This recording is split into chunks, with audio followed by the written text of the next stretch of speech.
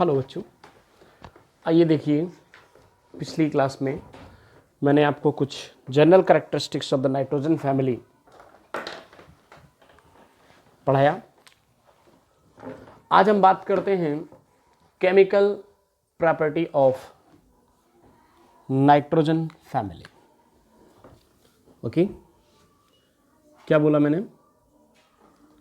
Chemical, बच्चों, chemical property of nitrogen family, ठीक है। तो केमिकल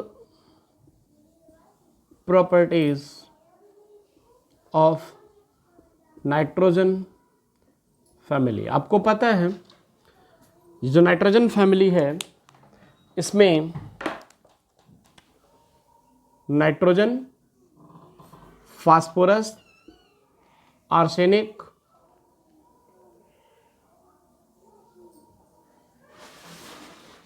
ये एलिमेंट्स हैं, ठीक है ना। ये 5 एलिमेंट्स को बेसिकली मुझे इस फैमिली में पढ़ना है। तो इसमें अगर हम सबसे पहली केमिकल प्रॉपर्टी ऑफ नाइट्रोजन की बात करें तो नाइट्रोजन एट ऑर्डिनरी कंडीशन, जो ऑर्डिनरी कंडीशन है इस पर नाइट्रोजन जो है वो कैसी होती है? नाइट्रोजन एक इनर्ट गैस की तरह बिहेव करती है। दैट मीन्स ये नॉन रिएक्टिव है। बच्चों, नॉन रिएक्टिव क्यों है? क्योंकि आप देख रहे हैं नाइट्रोजन जिसका atomic number 7, 1s2, 2s2, 2p3, 2p3, that means इसकी P में, इसकी P सब सेल हाफ फील्ड है और हाफ फील्ड होने की वजह से यह कैसी हो जाती है? क्वाइट स्टेबल है, या स्टेबल है बोले हम तो स्टेबल होने की वजह से जनरली नाइट्रोजन केमिकली कैसी होती है?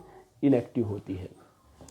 हाई टेम्परेचर और प्रेशर पर आपको पता है बेटा, हाई टेम्परेचर और हाई प्रेशर पर नाइट्रोजन और हाइड्रोजन गैस आपस में रिएक्ट करके क्या बना लेती है? अमोनिया बनाती हैं। तो ये स्पेशल कंडीशंस हुई, कुछ कंडीशंस हैं जिन पर नाइट्रोजन रिएक्टिव हो जाती है। अदरवाइज नाइट्रोजन जो है वो एक नॉन रिएक्टिव गैस है। इसी तरह से अगर आप व्हाइट फास्फोरस की बात करें तो अगर बेटा हम फास्फोरस की रिएक्टिविटी में बात करें तो उसमें से ये जो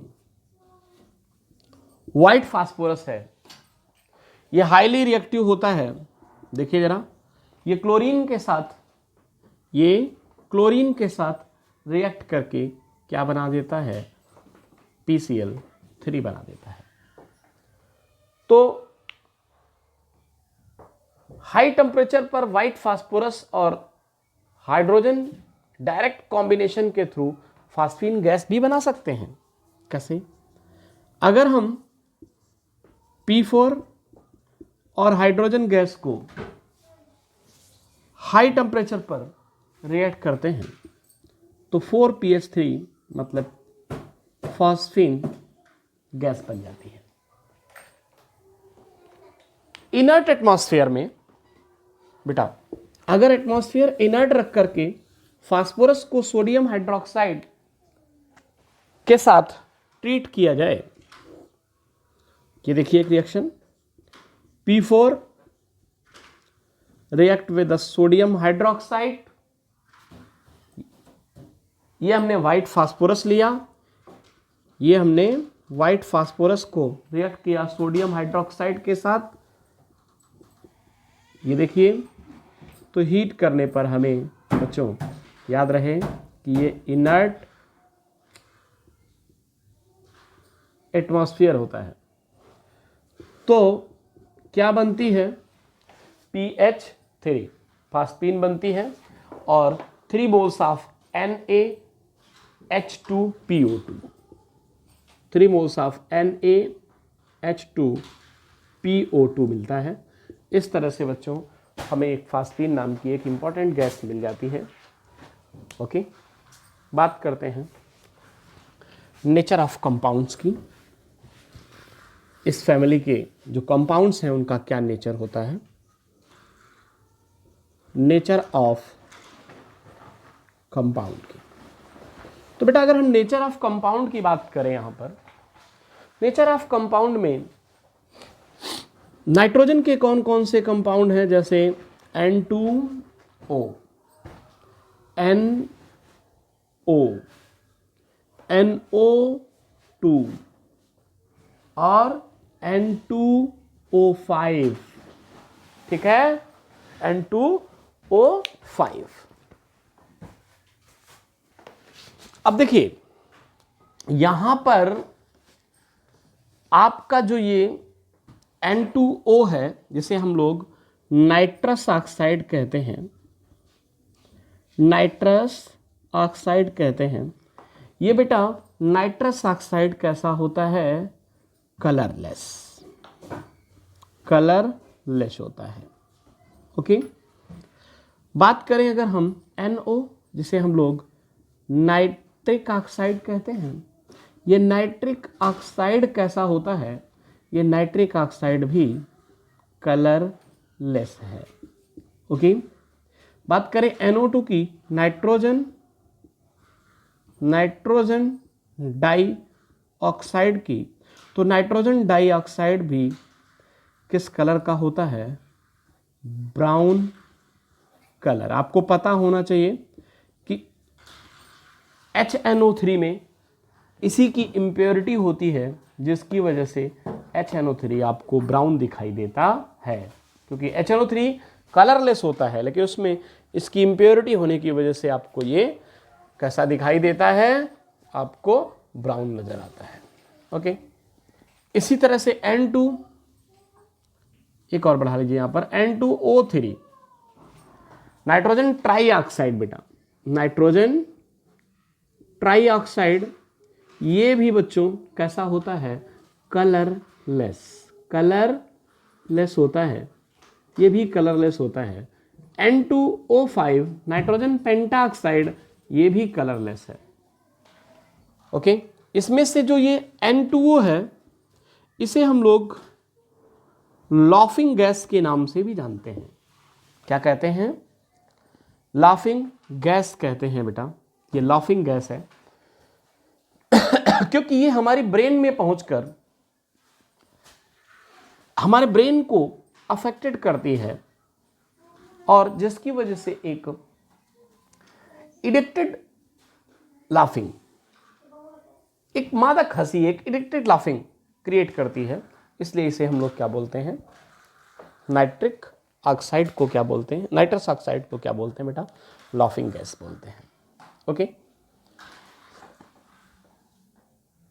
दूसरा देखिए, इसी तरह से फास्फोरस के भी ऑक्साइड होते हैं। फास्फोरस के कौन कौन से ऑक्साइड बेसिकली देखने को मिलते हैं, आइए देखते हैं फास्फोरस के ऑक्साइड में। फास्फोरस का ऑक्साइड जैसे P2O5, P2, P4O6, P4O10, ठीक है। इस तरह से ये फास्फोरस के भी क्या होते हैं, ऑक्साइड होते हैं।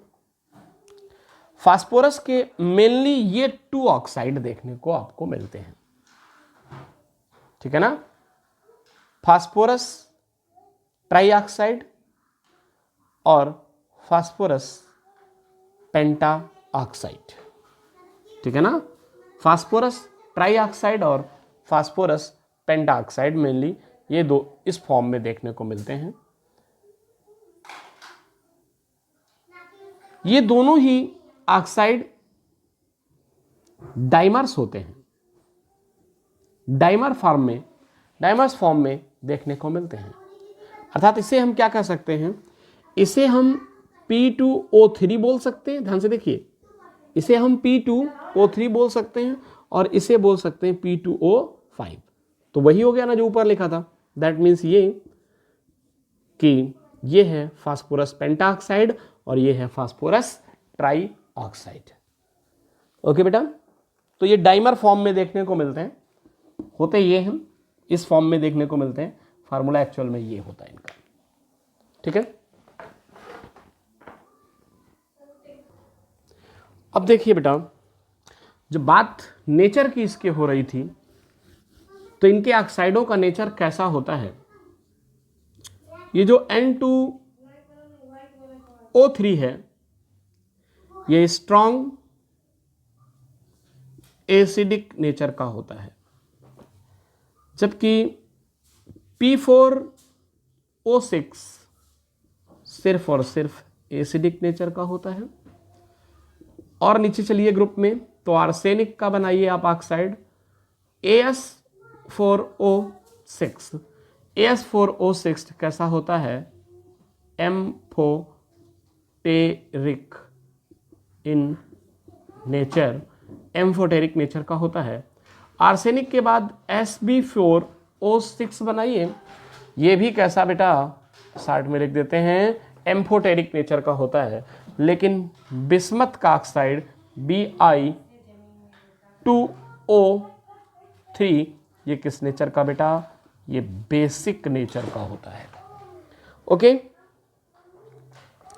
इसी तरह से नाइट्रोजन की अगर हम ऑक्साइडों की बात करें, NO, N2O3, N2O5, तो नाइट्रोजन का ये ऑक्साइड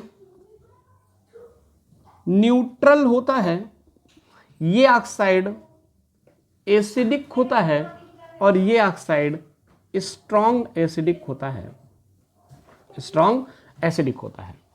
इसकी ऑक्सीडेशन नंबर यहां देखिए +2, +3 और इसकी +5 है। तो किसी भी एलिमेंट्स की के जो डिफरेंट ऑक्साइड हैं इनकी एसिडिक कैरेक्टर, इन एलिमेंट्स के एसिडिक कैरेक्टर इनके ऑक्साइड, इनके ऑक्सीडेशन नंबर इंक्रीज करने के साथ इंक्रीज करते हैं। दैट मीन्स हम ये बता सकते हैं यहां पर कि acidic character of oxide directly proportional to the oxidation number, एक रिलेशन निकल आया यहां पर। ठीक है, अब जरा हाइड्राइड्स को देख लेते हैं हम। ये तो ऑक्साइडों की बात थी बेटा।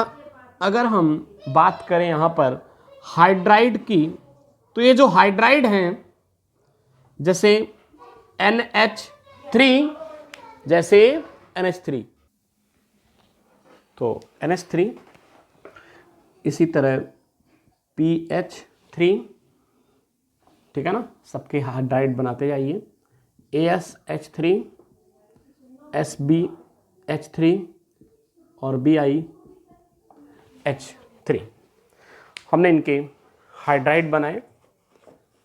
अब बेटा इन हाइड्राइडों की अगर मैं बात करूं तो ये है आपकी अमोनिया, फास्फीन, आर्सीन, स्टिबीन और ये है विसोथीन। ये आपको पता है बेसिक नेचर की होती है, लेकिन आप देखेंगे तो फास्फीन से अमोनिया लेस बेसिक कैरेक्टर की है। Phosphine is the more basic, this is the more and more. सबसे अधिक बेसिक कौन है बेटा, BiH3, ठीक है ना। तो यहां पर वैसे तो ये कैरेक्टर इस तरह से बढ़ना चाहिए, लेकिन आर्सीन, स्टिबीन और बिस्मुथीन ये यहां से यहां तक ये लेस बेसिक और ये मोर बेसिक कैरेक्टर की है। लेकिन ये जो हाइड्राइड हैं ये अप्रॉक्स न्यूट्रल होते हैं। कैसे होते हैं बेटा, ये अप्रॉक्स न्यूट्रल हो जाते हैं और साथ ही साथ वाटर में इनसॉल्युबल हैं। कैसे होते हैं, इनसॉल्युबल इन वाटर। वैसे ये कैरेक्टर यहाँ से यहाँ तक मैंने कहा, फिर से देख लीजिए, यहाँ से यहाँ तक ये कैरेक्टर इंक्रीज करता है। उसके बाद ये न्यूट्रल हाइड्राइड है, ठीक है। अब देखिए बात करते हैं हम इसके बाद यहाँ पर हाइलाइट्स की, कि इनके हाइलाइट कैसे होते हैं।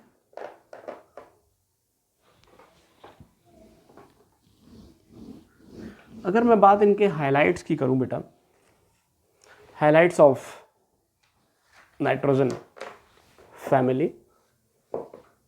तो देखिए हैलाइड, हैलाइड क्या बनेगा, NCl3 PCl3 AsCl3 okay, SpCl3 और BiCl3, ठीक है ना। This is the halides of, और ये सारे try halides, covalent try halide जो हैं, इसमें ये रूम टेम्परेचर पर लिक्विड है, PCl3 भी रूम टेम्परेचर पर बेटा लिक्विड है। बाकी के ये सारे के सारे कैसे होते हैं, AsP AB ये भी लिक्विड है, जबकि ये दोनों क्या हैं, ये सॉलिड हैलाइड होते हैं। ओके, ये कैसे होते हैं, सॉलिड होते हैं, ठीक है।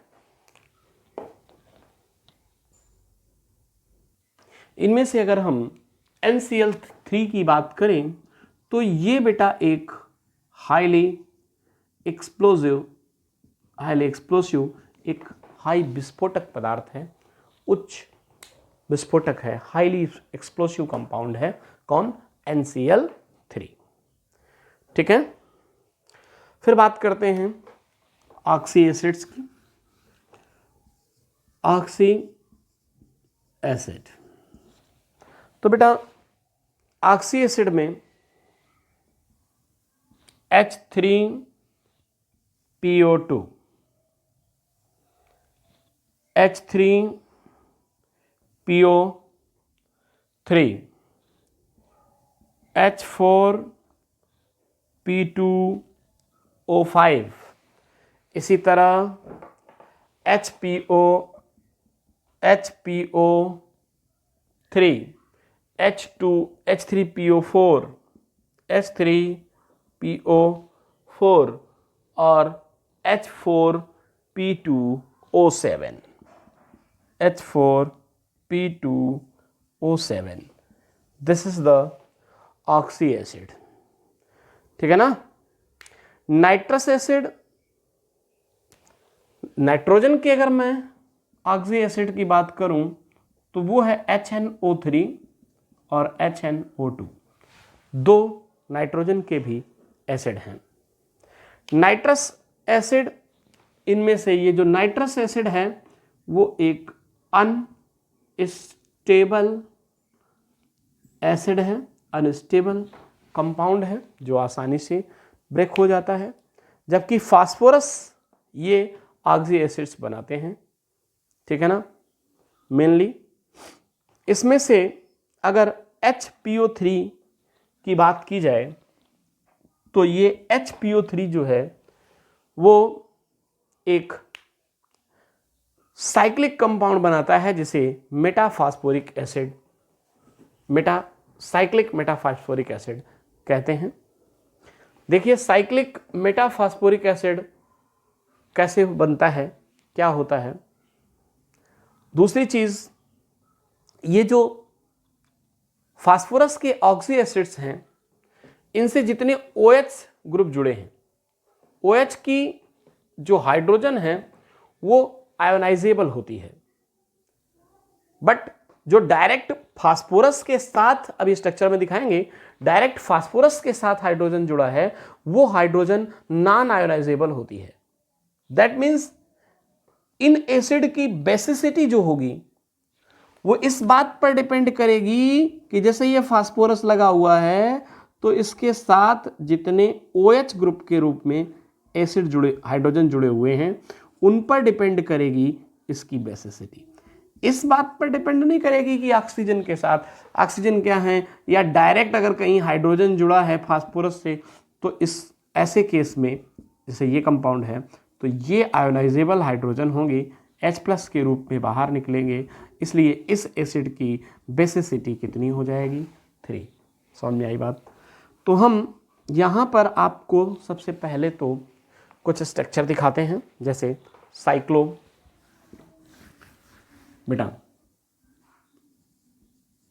Cyclo meta phosphoric acid, cyclometa phosphoric acid की बात करें अगर हम, तो एक काम करिए कि एक बेंजीन जैसा स्ट्रक्चर बनाइए। बना दिया, ये रहा बेंजीन लाइक स्ट्रक्चर। इसमें यहां पर इस पोजीशन पर और इसकी मिडिल पोजीशन पर ऑक्सीजन लगा दीजिए। लगा दिया। बची हुई जो कार्नर्स हैं अब उन पर फास्फोरस लगाइए। ओके, जो फास्फोरस है वो पेंटावैलेंट होता है, तो इसकी इस तरह से 3 वैलेंसीज फ्री हो गई। जहां पे डबल बॉन्ड है ये वाला, उससे डायरेक्ट ऑक्सीजन लगा दीजिए बेटा। जहां जहां सिंगल बॉन्ड है उन जगहों पर फास्फोरस के साथ OH ग्रुप जोड़ दीजिए। ओके, तो यहां पर आप देख रहे हैं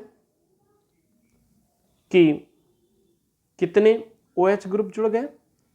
1 2 3 4। ओके, तो दैट मीन्स ये जो HPO3 का होल 4 है, ये क्या है इसका फार्मूला? HPO3 का होल 4। ठीक है, इसकी बेसिसिटी कितनी है? 1 2 3 4 4 है, यानी कि HPO3 एक मोनोबेसिक एसिड है। ओके, ठीक इसी तरह बात करेंगे हम साइक्लोमेटाफास्फोरिक एसिड। ये साइक्लो टेट्रा फास्फोरिक एसिड है। ये साइक्लो टेट्रा, ये था साइक्लो टेट्रा फास्फोरिक एसिड। अब बात करेंगे साइक्लो ट्राई मेटाफास्फोरिक एसिड की। साइक्लो टेट्रा मेटाफास्फोरिक एसिड और अब है साइक्लो ट्राई मेटाफास्फोरिक एसिड की। तो बेटा साइक्लो ट्राई फास्फोरिक एसिड में क्या करिए? फिर वही चीज, एक बेंजीन रिंग बनाइए। बना लिया। इस बेंजीन रिंग पर इस बार जो एक फास्फोरस लगाइए, फिर एक ऑक्सीजन लगाइए। ध्यान से देखिएगा, फिर नहीं, एक मिनट। एक फास्फोरस लगाइए, फिर एक ऑक्सीजन लगाइए, फिर एक फास्फोरस लगाइए, फिर एक ऑक्सीजन लगाइए बेटा, और फिर एक फास्फोरस लगाइए, फिर एक ऑक्सीजन। अल्टरनेट सीक्वेंस में लगा दिया हमने। फास्फोरस वही चीज, फास्फोरस पेंटावैलेंट होता है, इस तरह से उसकी वैलेंसी को पूरा कर दीजिए। डबल बॉन्ड के साथ फास्फोरस से एक O जोड़ दीजिए, सिंगल बॉन्ड से क्या जोड़ दीजिए बेटा? OH जोड़ दीजिए। ओके, इस तरह से जो ये स्ट्रक्चर बनेगा, इसका फार्मूला है HPO3 का होल थ्राइस। ओके, तो ये साइक्लो ट्राई मेटाफास्फोरिक एसिड। ठीक है, यहां पर अगर हम इनके ऑक्सी एसिड्स की एसिडिक स्ट्रेंथ के बारे में कुछ बात करें तो सबसे स्ट्रॉन्ग एसिड यहां पर HNO3 है। तो ये जो है वो एक स्ट्रॉन्ग एसिड है, जबकि H3PO3 एक वीक एसिड है और H3ASO4 एक क्या है, वेरी वीक एसिड है, बहुत ही दुर्बल एसिड है। ओके, कोई दिक्कत यहां तक बेटा किसी को? नहीं। तो ये थी ऑक्सी एसिड्स की बात। ठीक है, अब हम लोग अपने इस चैप्टर में बेटा आपको बताएंगे कंपाउंड्स ऑफ नाइट्रोजन की बात करेंगे। ठीक है, ये केमिकल प्रॉपर्टी बेसिकली जो मेन थी वो मैंने आपको बता दी। ठीक है, हम बात करेंगे कंपाउंड्स ऑफ नाइट्रोजन की, और कंपाउंड्स ऑफ नाइट्रोजन में हम यहाँ पर क्या पढ़ेंगे, अमोनिया पढ़ेंगे, लेकिन नेक्स्ट वीडियो में अपने। ठीक है।